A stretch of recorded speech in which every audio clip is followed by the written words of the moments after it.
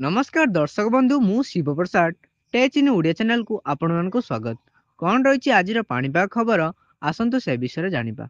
जदि प्रथम थर पर आम चैनल को विजिट करथिबे तेरे आम चैनल को सब्सक्राइब करदेबे जा फल प्रत्येक दिन पाणीपाग खबर आपण सर्वप्रथम जानि परिबे। उत्तर बंगोपसागर रे सृष्टि होईची लघुचाप। आगामी 24 घंटा मध्य आउरी घनीभूत हेब लघुचाप।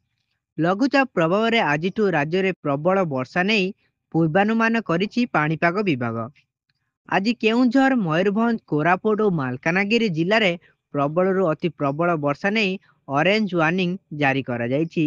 बाकी 15 जिला को बिजुली घड़घड़ी सह वर्षा पवन नहीं जारी होईछि येलो वार्निंग। एथिरू भद्रक, बालेश्वर, केन्द्रापड़ा, जाजपुर, ढेंकानाल, अनुगोल, देवगढ़ और सुंदरगढ़ जिले में किछि स्थान रे प्रबल वर्षा होबार संभावना रही। आसंता काली परदिन सारा राज्य में वर्षा हेब। काली भीषण वर्षा नहीं मयूरभंज और केउझर को रेड वार्निंग दिया जायछि।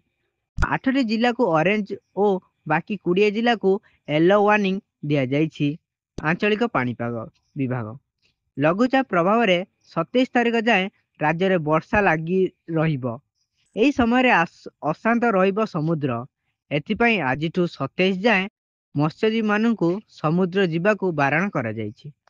जदि भिडियोटी भल लगिथिबो ताने आम चैनल को सब्सक्राइब करिनेबे जा फल प्रत्येक दिन पाणीपाग खबर आपण सर्वप्रथमे जानि परिबे।